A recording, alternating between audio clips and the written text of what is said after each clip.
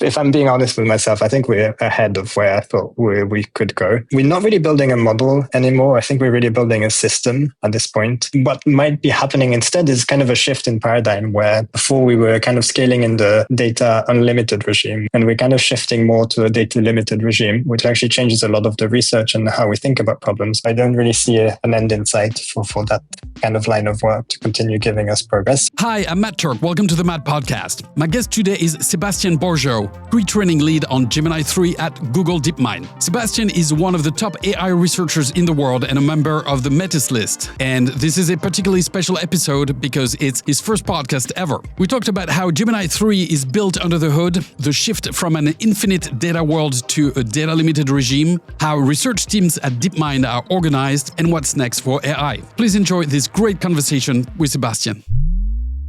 Sebastian, welcome. Thank you. Hi, Matt. So I was hoping to start this conversation with this tweet from Oriol, who's the VP of Research and Deep Learning at Google DeepMind, the Gemini co-lead, who said when Gemini 3 came out that the secret behind the model was remarkably simple: better pre-training and better post-training, which when you think about the leap that Gemini 3 represented over the prior state-of-the-art sounds remarkably modest. So I was curious about your perspective. Is it as simple in some ways as that? Yeah, I'm not sure it's a big secret. At least from my perspective, this seems quite normal. I think people sometimes have the expectation that from one Gemini version to another, there's a big thing that changes and that really makes a big difference. In my experience, there's maybe one or two of those things that make a larger difference than other things, but it's really a combination of many changes and many things from a very large team that actually makes Gemini 3 so much better than the previous generations of Gemini. And I think this is probably a theme that will recur later, but it's really a large team effort that comes together in a release like Gemini 3. What does that tell us in terms of where we are in AI progress? What sounds from afar as in sort of turning some knobs gives us such a leap. What does that mean in terms of what we can expect going forward? There's two things. The first one is it's still remarkable how much progress we're able to achieve in this way. And it's not really slowing down. There's so many of these knobs and so many improvements that we find on a day-to-day basis. Yeah, almost on a day-to-day basis that make the model better. So that's the first point.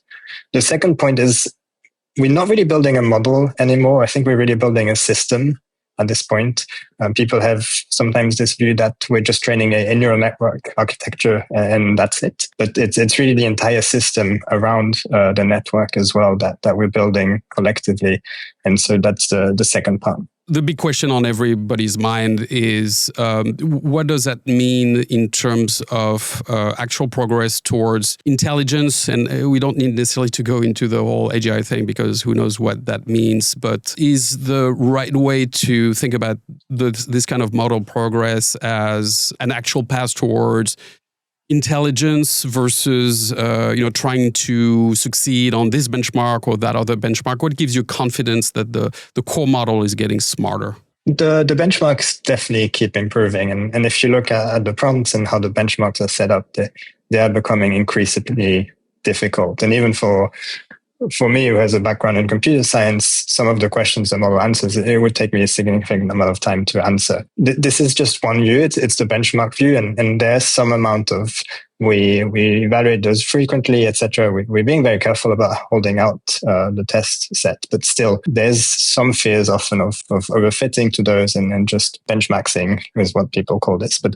that's one aspect. I don't think those fears are very founded. But the second aspect, and that's the one that really fills me with confidence, is the amount of time people spend using the model to make themselves more productive internally is increasing over time. Every new generation of models is pretty clear the model can do new things and help us in our research and our day-to-day engineering work much more so than the previous generation of models. So that aspect should give us confidence as well that the models are becoming more capable and actually are doing very useful things as well. I'm always curious, as an AI researcher who's like so deep into the very heart of all of this. If you zoom out, are you still surprised by where we are? Like from your perspective, are we well ahead of where you thought we would be a few years ago? Are we on track? Are we behind, possibly? I think it's easy to say we're on track in hindsight. I think if I'm being honest with myself, I think we're ahead of where I thought we could go. Starting work on LLMs in 2019 or 2020, it's kind of hard to believe the scale of everything we're doing, but also just what the models are capable of doing today. If you kind of looked at scaling laws back then, they were definitely pointing towards that direction. And some people really believe those deeply. I'm not sure if I would have bet a lot on that actually materializing and being where we are today.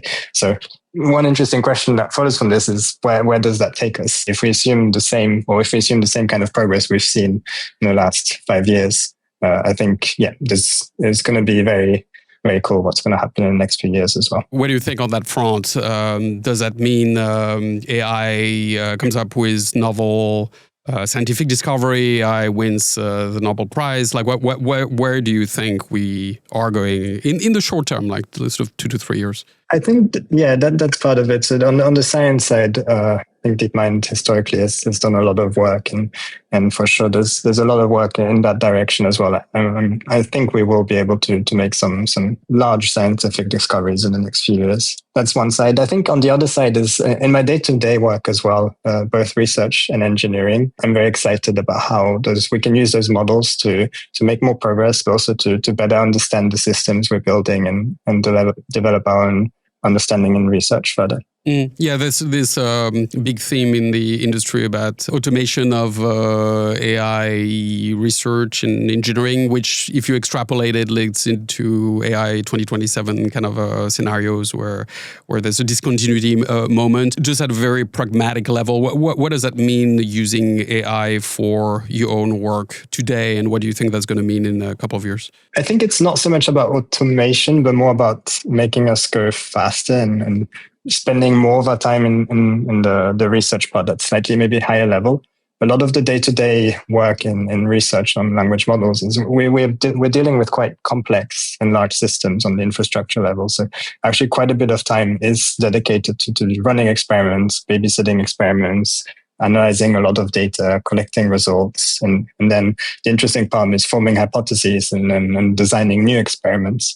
And so the last two parts, I think, is something where we'll be very much involved in. The first part, I think, especially in the next year with more agentic workflows being enabled more and more, that should be able to really accelerate our work there. Mm-hmm. Is your sentiment that the various frontier AI labs are effectively all working in the same direction, sort of doing the same thing? You know, one fantastic but in some way perplexing thing that we all experience as industry participant observers is this obvious phenomenon of like every week or other weeks or every month there seems to be like another fantastic model, and we completely spoiled. So Gemini 3 just came out at the same time, like 2 hours ago, literally before we were recording this. GPT 5.2 came out. What do you make of that from your perspective, and how do you think that plays out? Is anybody going to break out, or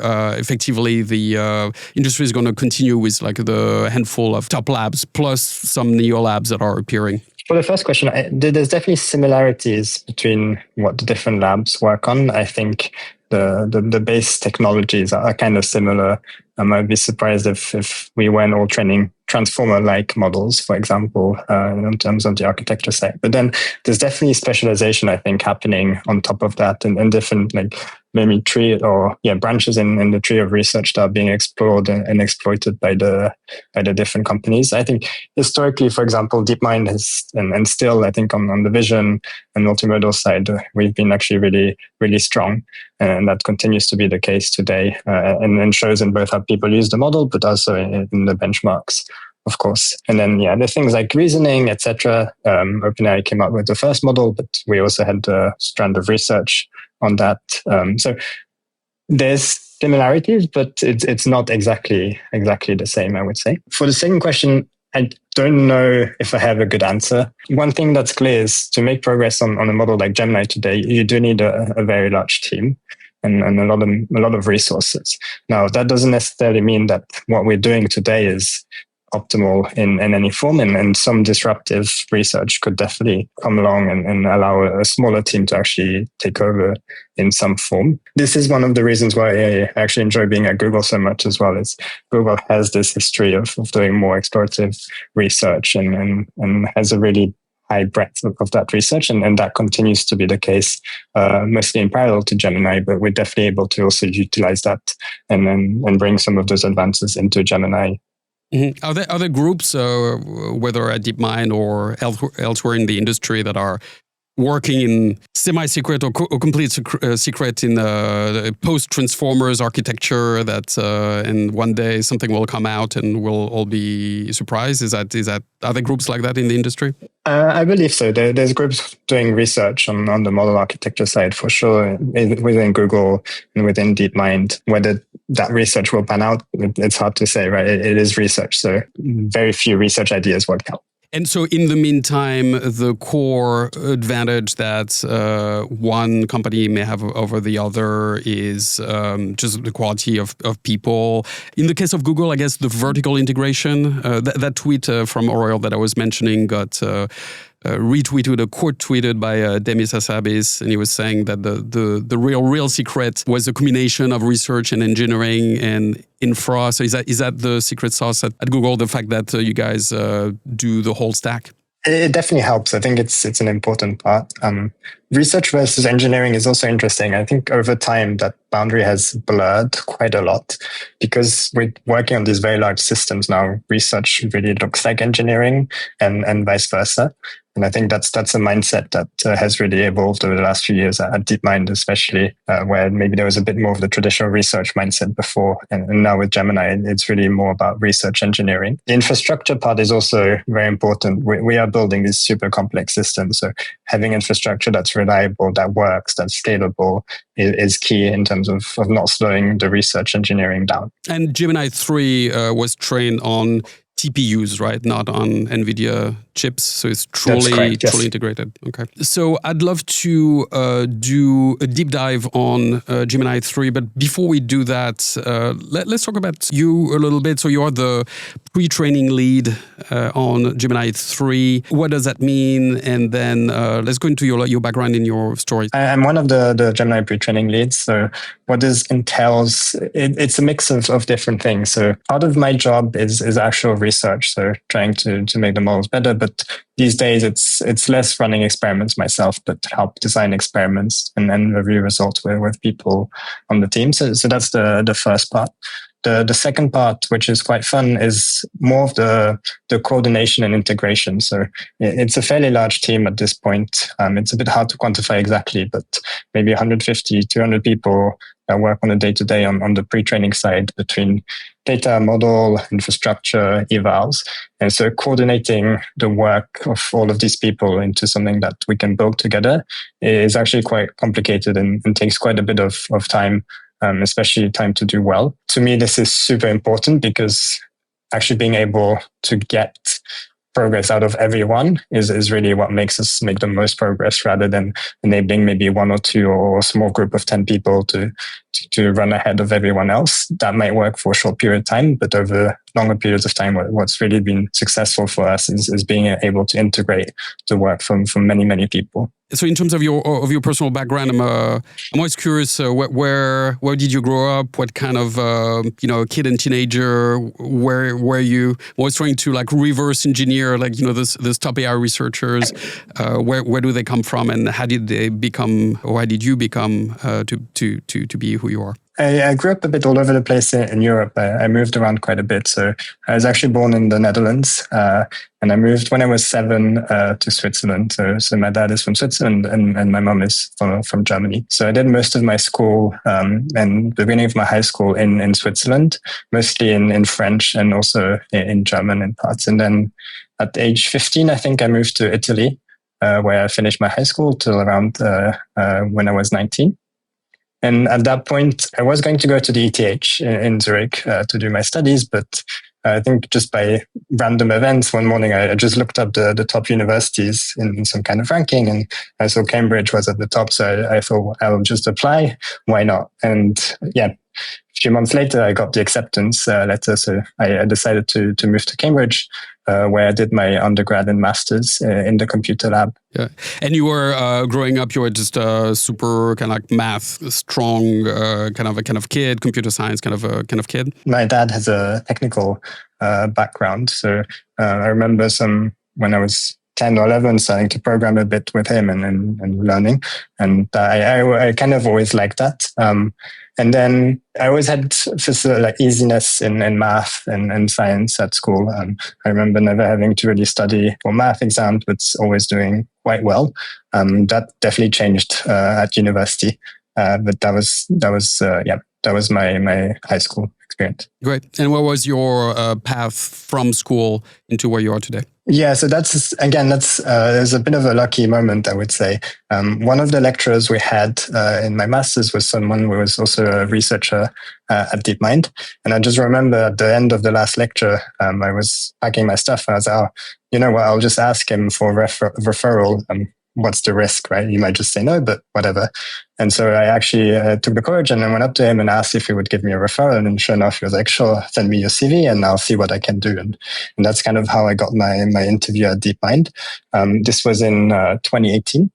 And so I joined DeepMind at the time, just DeepMind, not Google DeepMind, as a research engineer after university. And what did you do at first and how did that evolve to being one of the pre-training leads on Gemini 3? Yeah, so it's at the beginning, having joined DeepMind and DeepMind being known for RL, the first project I managed to work on or decided to work on was something on the RL side. So specifically, we're training some unsupervised network to learn key points on Atari environments and try to get the agent to play Atari, right? So I did this for about 6 months, maybe. It wasn't enough, or in the sense, I didn't like the synthetic aspect of this. I always wanted to work more on real world data and have more of a real world effect. I think in general, I like to build things and build things that work. I don't really like the academic pure research part. And so that kind of drove me to start working on representation. So creating these or training these neural networks that have good representations to do different tasks. And one funny anecdote here is something I tell a lot of the people on my team, but the first effort I joined on this was called representation learning from real world data. And at the time we had to add this from real world data to the name of the project because people would assume otherwise it would be synthetic environments or synthetic data. And that definitely has shifted completely since then. So yeah, that was kind of my first project on that side, and specifically LLMs and transformers. We are looking at architectures like Transformer and models like BERT and XLNet that we're learning these representations and trying to improve those representations and do research on that side. Great. And then you worked on Retro, right? Do you want to talk about that? Yeah. So after that, we started working on scaling up LLMs and LLMs in general. So we started this work first on Gopher, which is, I think, the first DeepMind LLM paper that was published. So already at that point, it was a team maybe of 10, 12 people. So already at that point, it was pretty clear you couldn't just do that research on your own. And this is really where I started doing pre-training and pre-training at scale and develop my research taste, but also, what I enjoy about this. So we trained the first dense transformer model. I think it was 280 billion parameters. I think 300 billion tokens at that time and trained that. And we would definitely not do things like we were doing them back in the day, but it was great and a very fun learning experience. After that, there were kind of two projects that emerged. The first one was Chinchilla, and the second one Retro. So in Chinchilla, we were kind of we were re-examining how you should scale the model size and how you should scale the data, especially from a training compute optimal perspective. So the question is, you have a fixed amount of training compute. How do you train the best possible model? Should you increase your model size or should you increase your data size? And there was some previous work in this domain from OpenAI specifically that we re-examined, and we actually found that you want to scale the data side much more quickly than what was thought before, rather than scaling the model side. Funnily enough, this is still really relevant in our day-to-day work today, especially because it has a lot of implications on the serving cost and how expensive it is to use the models once they're trained. So that was one side. The other line of work was more on retro, and this is more on the architectural innovation side of things. So here we were looking at how you can improve models by giving them the ability to retrieve from a large corpus of text. So rather than having the model learn and store all the knowledge in its parameters, you give the ability to the model to look up specific things during training, but also during inference.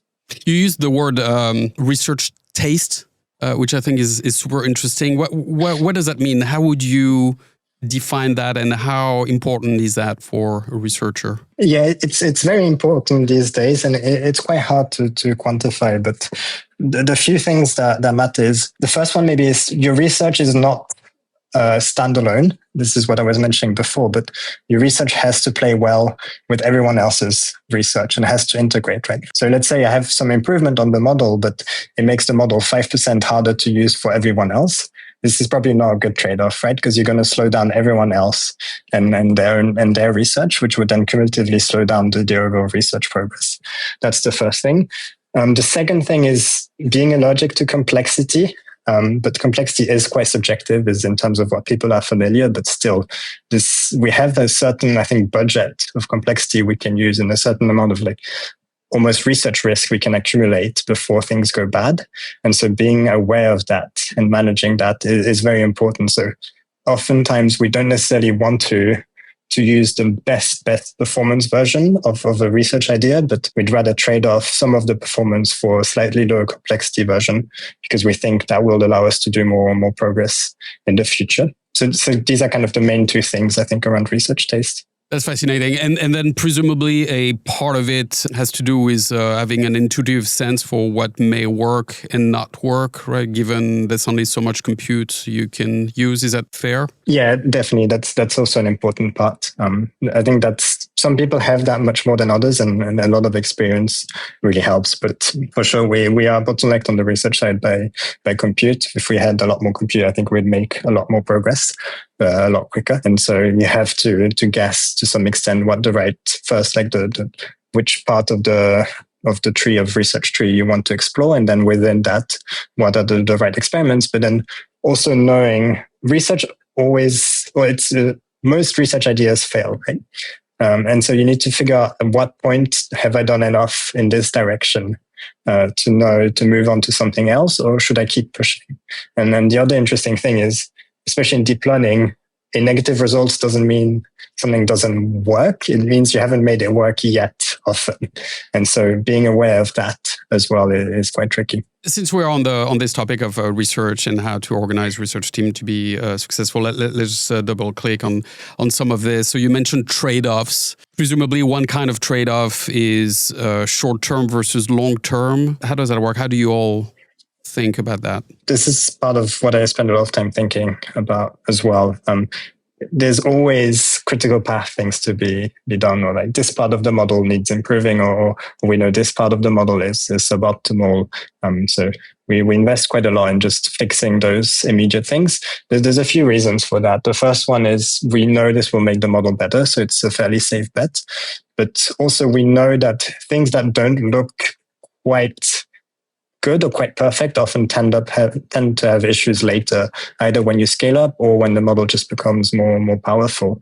And so actually really being very diligent about tackling those and fixing those is really important. So that's kind of the first part. The second part is slightly more exploratory research. So ideas that could land in the next version of Gemini or the version after that have maybe a bit bigger effect on the model performance, but aren't quite validated. How we balance these is, I don't think I have a very clear answer. It's also a bit periodical. So when we're doing a scale up, for example, there's often slightly more exploratory research because there's nothing right now that needs to be fixed in parallel. But just before we're ready to scale up a new architecture or a new model, it's very much let's de-risk the last pieces. It's very execution focused. How does that work a little bit, in the same vein, the tension between research and product? As we're discussing earlier, you all are in this constant race with like other labs, and so is there presumably some pressure in like, oh no, we need to have a better score or like win IMO or whatever it is, so like a very pragmatic immediate product goal versus stuff that we know is going to improve the model over time? Like how does that work? I guess it's just a variation of the same theme. This is why I like Google as well. There's actually very little of that. I think because all of the leadership has a research background, they're very much aware that yes, to some extent you can force and accelerate specific benchmarks or certain goals, but in the end the progress and making the research work is really what matters. So I personally, at least on a day-to-day, I never really feel that pressure. How is a team at DeepMind organized? So you mentioned pre-training as several hundred people, if I heard correctly. Is there like then a post-training team? Is there like an alignment team? How does everyone work together? At a super high level, so we have a pre-training team,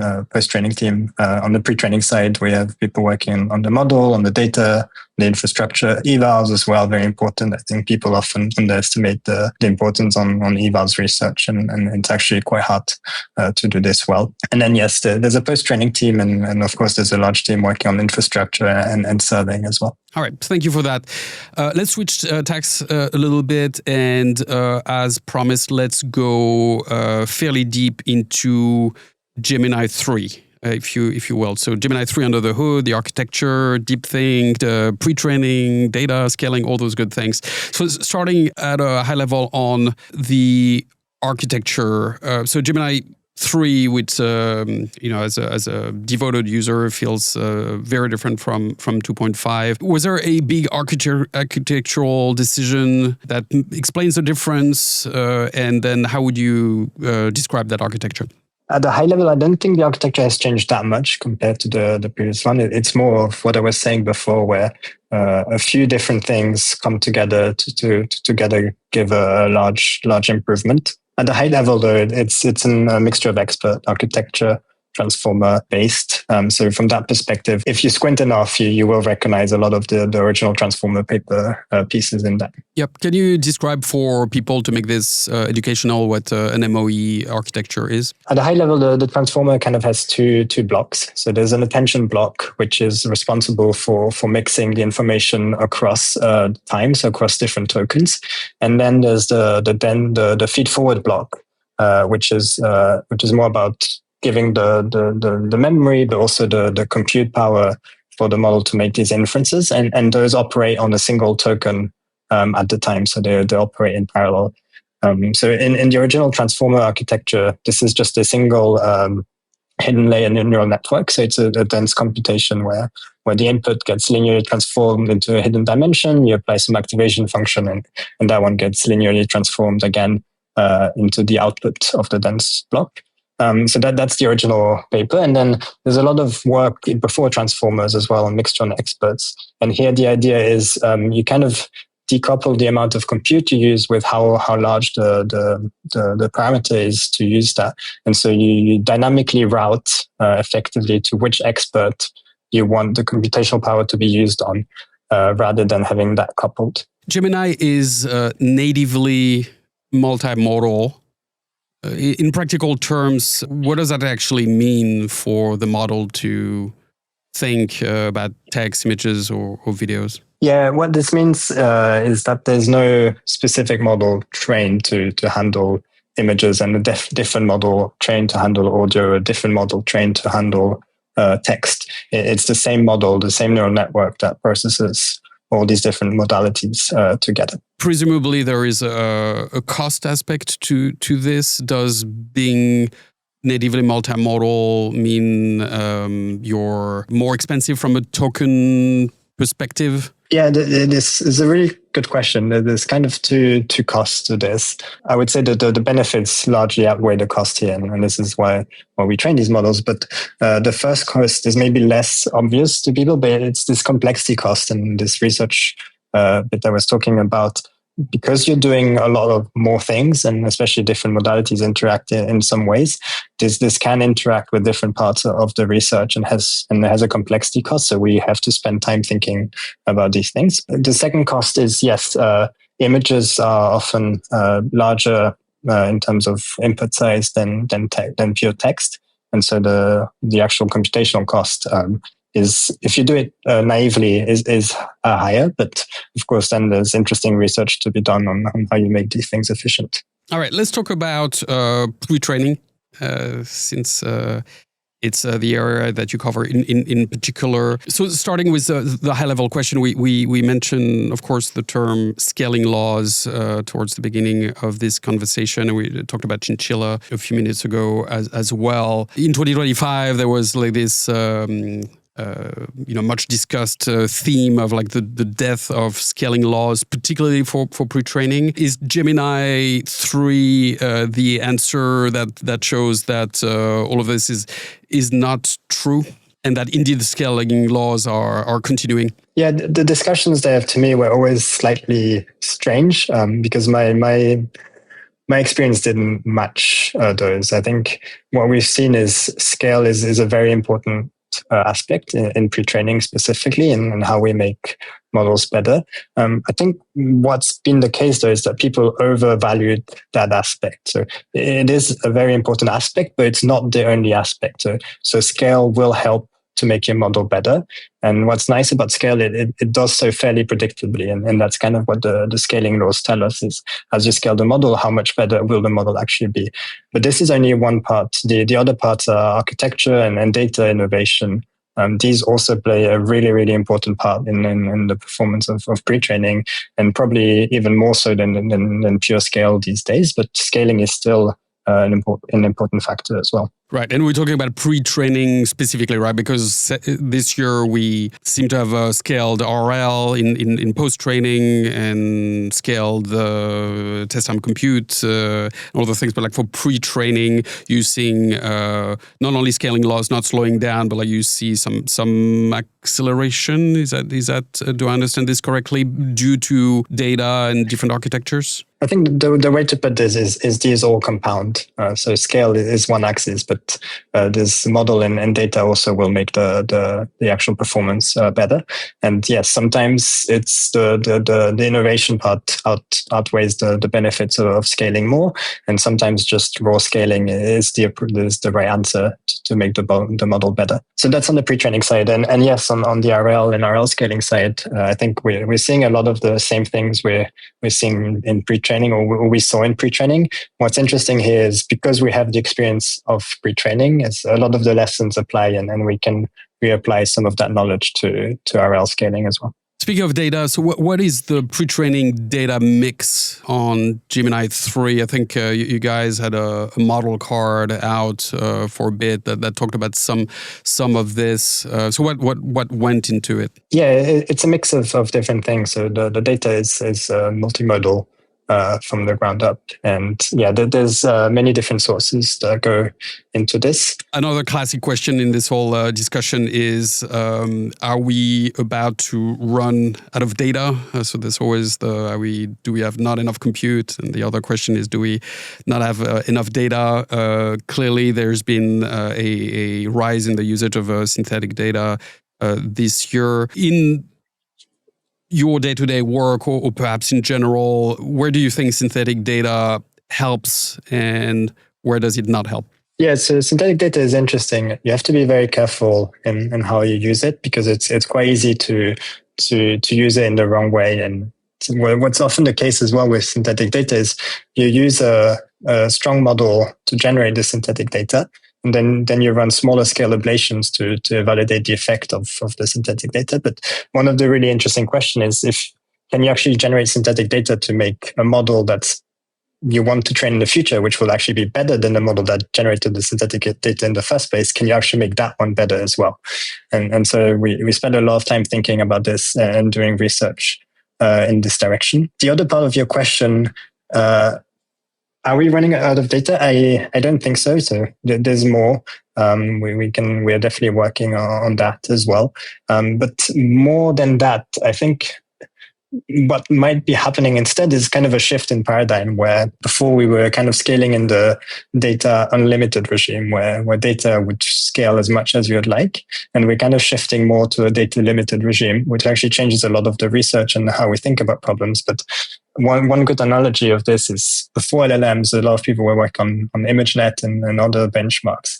And there was in a very, very data limited regime as well. So a lot of techniques from that time start to become interesting as well. And perhaps that's one of those, and I don't know to which extent you can talk about it, if not talk about it in general, but there is this concept throughout the industry of training models based on reasoning traces. So basically forcing the model to show its work, how it got to a certain outcome, and then taking that to train the next model. Is that something that you do or that you think is interesting or a future direction? What is your perspective? Yeah, unfortunately, I can't comment on the specifics. This is how I know I'm asking the right questions.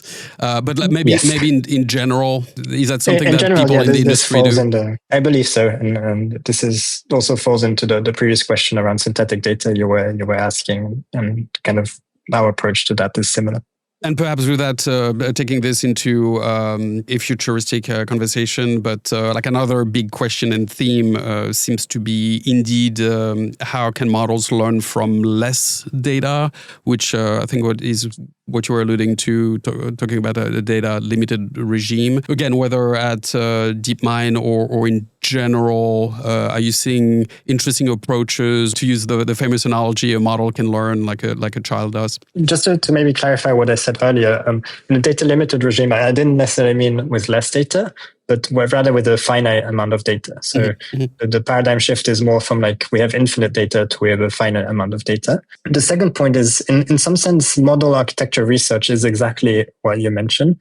So when you make an improvement on the model architecture side, what it typically means is you get a better result if you use the same amount of data to train the model, but equivalently, you could get the same result as the previous model by training it on less data. So that's kind of the first aspect of that. But it is true in terms of the volume of data needed today, we're still orders of magnitude higher than what the human has available to. Of course, there's the whole evolution process as well, which I find these high-level discussions quite hard to understand or follow, because you have to make so many assumptions to convert that amount of data into what is today's pre-training data. But at least at first order, it does seem like we're using a lot more data than humans do. What other directions in overall pre-training progress are you excited about throughout the industry? Yeah, I think the one thing is in Gemini 1.5, I think we had a really good leap in the long context capabilities of the model. And I think that's really enabling the ability of models and agents today to do this work where you have maybe a code base and you do a lot of work on it. So your context length really grows. I think there's going to be a lot more innovation on that side in the next year or so. To make long context more efficient, but also just to extend the context length of models themselves. So that on the capabilities front, I think is something where pre-training specifically has a lot to offer and is very interesting. Relatedly, I think for us, at least on the attention side, we've made some really interesting discoveries recently that I think will shape a lot of the research we do in the next few months, and I'm personally very excited about that. Yeah, again, I think I want to emphasize the point I made towards the beginning, but the way things work is it's really a culmination of many different things. So there's a lot of small, medium-sized things that we can already see coming up, where I think we fix this issue, we fix this bug. This is an interesting research that shows promising things, and all of these things coupled, I think will drive a lot of the progress again. It's interesting, thinking about retro that we talked about a bit earlier. You're the co-author of Retro, which was about efficiency and like smaller models doing more. And now you are in the world of Gemini 3, which is like massive amounts of data and training in a very long context windows. Do you think that this paradigm of having, again, larger models, large context windows effectively obviates the need for kind of RAG and search and that everything gets folded into the model? I mean, obviously there's a corporate data part, but in general? there's some interesting questions here. So first of all, I think retro was really about retrieving information rather than storing it, not necessarily about making models smaller. So it's about how we can use the model to do more reasoning already in a pre-training sense of reasoning, rather than just store the knowledge. So this is still very much the aspect today. The interesting part is the iteration cycle maybe of pre-training used to be a lot slower than that of post-training until fairly recently. And so making these large changes on the pre-training side is quite costly in terms of risk and how long it takes. And then you have approaches like RAG or search, which you can do during post-training and iterate much more quickly on, which give very strong performance as well. I think deep down, I do believe that the long-term answer is to learn this differentiable end-to-end way, which means probably during pre-training or whatever that looks like in the future, learn to retrieve as part of the training and learn how to do search as part of the large part of training. And I think that's kind of RL scaling maybe starts that process, but I think there's a lot more to do also on the architecture side. But this is something that we'll see in the next few years and not immediately, I would say. The one thing I want to highlight is people often talk about model architecture, and that's definitely one part of what makes pre-training better, but there's other parts as well, like infra and data and evals specifically, that don't always get the same mention. Evals specifically is extremely hard, and it's even harder in pre-training, I would say, because it kind of has these two gaps you need to close. So on the one side, the evals we use or the models we train regularly are much smaller and less powerful than when we scale up. So that means the eval has to be predictive of what the performance or have to still work for the large model and point in the right direction. So I have to be a good proxy on that side. And then there's a second gap as well, which is when we evaluate pre-training models, there's a post-training gap as well. So the way the models get used is they don't just get used after pre-training. There's more training happening after. And so the evals we use in pre-training or on pre-trained models have to be good proxies of what happens after as well. And so making progress on evals is really important and quite hard, and has also driven a lot of the progress we have in terms of being able to measure what an actual improvement is on the model or on the data side. And evals at DeepMind, that's all internally built, like you have your own set of evals? Yes, to a large extent, and more so, because what we found is that external benchmarks, that you can use them for a little while, but very quickly they become contaminated. So they start to be replicated on different forums or different parts of the web. And then if we end up training on those, it's really hard basically to detect leaked evals. So the only way you really have to protect against cheating yourself and thinking you're doing better than you are is by actually creating held out evals and not really keeping them held out. In the same vein, is alignment a part of what you all think a lot about at the pre-training level, or is that more of a post-training kind of conversation, or both? It's a majority of post-training, I would say, but there's definitely some parts of it which are relevant of pre-training. I can't go into too many details here, but some parts are relevant to pre-training, and we do think about that as well. Yeah. And at a very simplistic level, I always wonder, again, in the context of Gemini or otherwise, if the core data set is the internet, there's a lot of terrible things on the internet. Is alignment 101 that there's stuff that you just do not include in the model? This is an interesting question, and I don't think I have a definitive answer, but you don't want the model to do these terrible things. So at a fundamental level, you do need the model to know about those things. So you have to train a bit at least on those so that it knows what those things are and knows to stay away from those, right? Otherwise, when a user would mention something terrible, the model wouldn't even know what it's talking about and might not be able to say this is something terrible, right?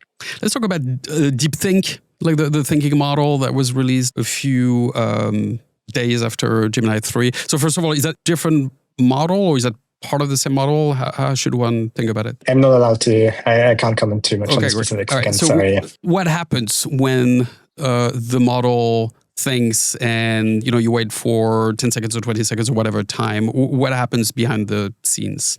So I think this has been covered quite a bit in some of your previous podcasts as well. But it's about generating thoughts, and so rather than just doing compute in the depth or in the model side, you also do compute and allow the model to think more on the sequence length side of things. So the model actually starts to form hypotheses, test hypotheses, invoke some tools to validate the hypothesis, do search calls, etc.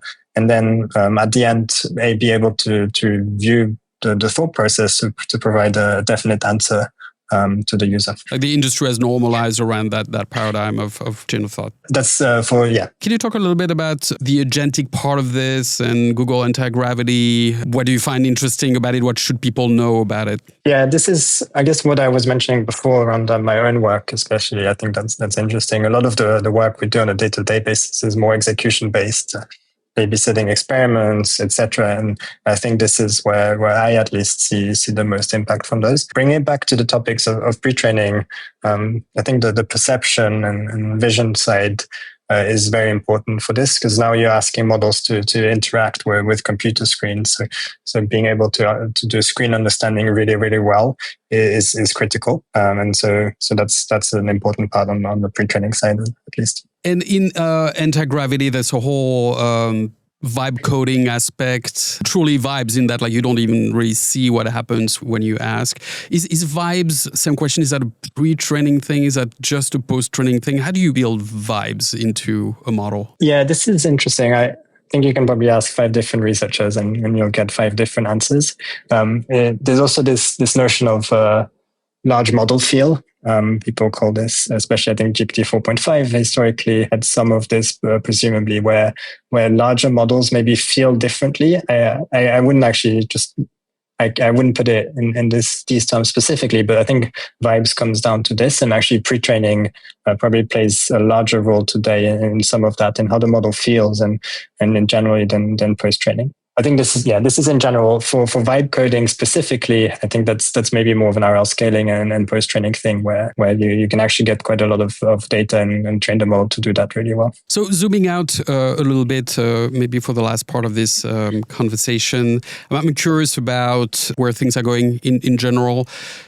There was a key theme discussed at NeurIPS this year around continual learning. And I'm curious about your perspective, especially from a pre-training perspective, right? Because we are in this paradigm where, like, every few months or years, and by we, I mean you, train a very large new base model. First of all, what is continual learning? And 2, how does that impact pre-training if continual learning becomes a thing? Yeah, I guess continual learning is about updating the model with new knowledge as new knowledge is discovered, right?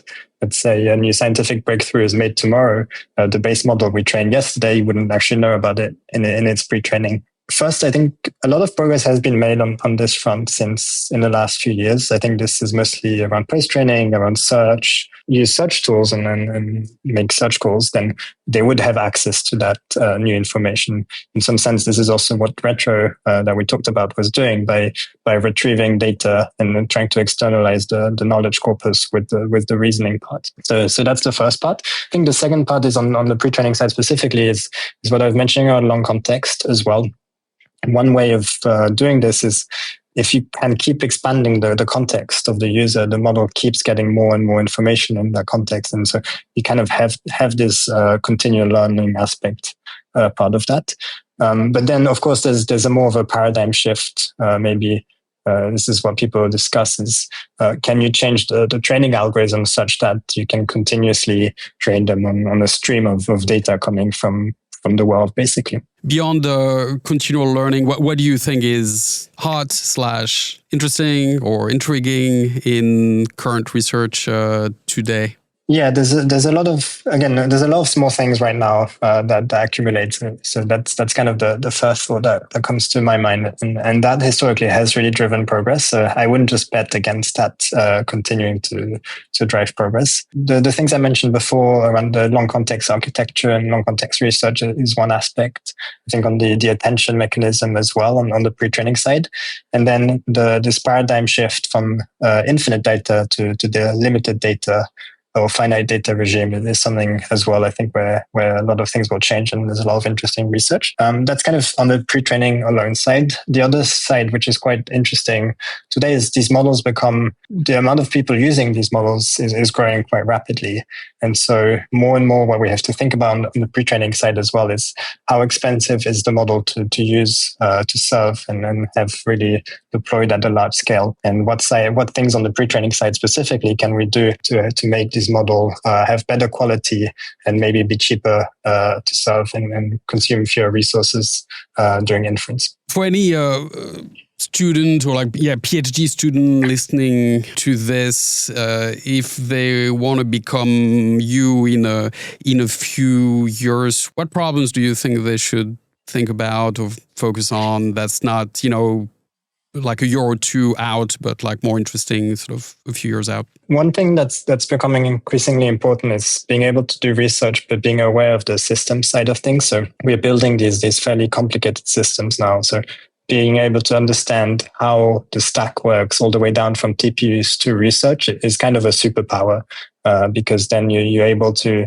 kind of find these gaps in between different layers that other people weren't necessarily able to see, but also to reason through the implication of your research idea all the way down to the TPU stack. And people that can do that well, I think, have a lot of impact in general. So in terms of like specialization, it's really thinking about this research engineering and systems aspects of the model research, and not just the pure model architecture research. That's one. I think personally, I still have a lot of interest in kind of this retrieval research as well that we started with Retro, and I think it wasn't quite ripe until now, but the things are changing, and I just think it's not unreasonable to think in the next few years something like that might actually become viable for a leading model like Gemini.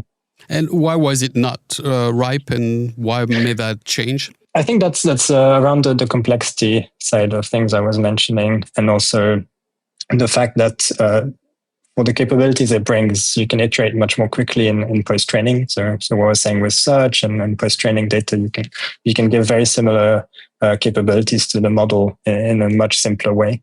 And as post-training grows and RL scaling grows as well, maybe that shifts again towards more on the pre-training side. Do you think there are areas of AI right now that are over-invested in, where there's a disconnect between what makes sense and where the industry is actually going and investing dollars in?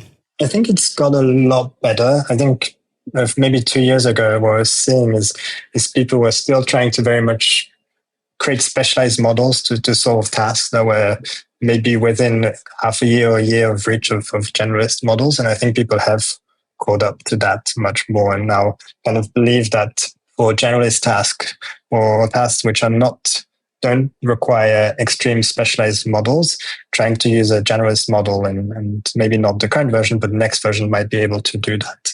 And then, so what that means is research in terms of how you use models and the harness, etc., is becoming increasingly important, and also how you make models and these harnesses more robust to making errors and recover from such errors. Yeah, in that vein, do you have any advice or recommendation for startups, right? So seen from the perspective of a founder or the VCs who love them, there is this feeling that the base models are becoming ever so powerful and then trained on like multiple data sets. So it used to be, the model is able to converse, but like now it's able to do financial work and cap tables and that kind of thing, which seems to shrink the area of possibility for startups. Do you have thoughts on that? Yeah, I think so. Maybe look at what models were able to do a year or a year and a half ago, and then look at what models are able to do today, and try to extrapolate that. I think the areas where the models are improving, I think will continue to improve.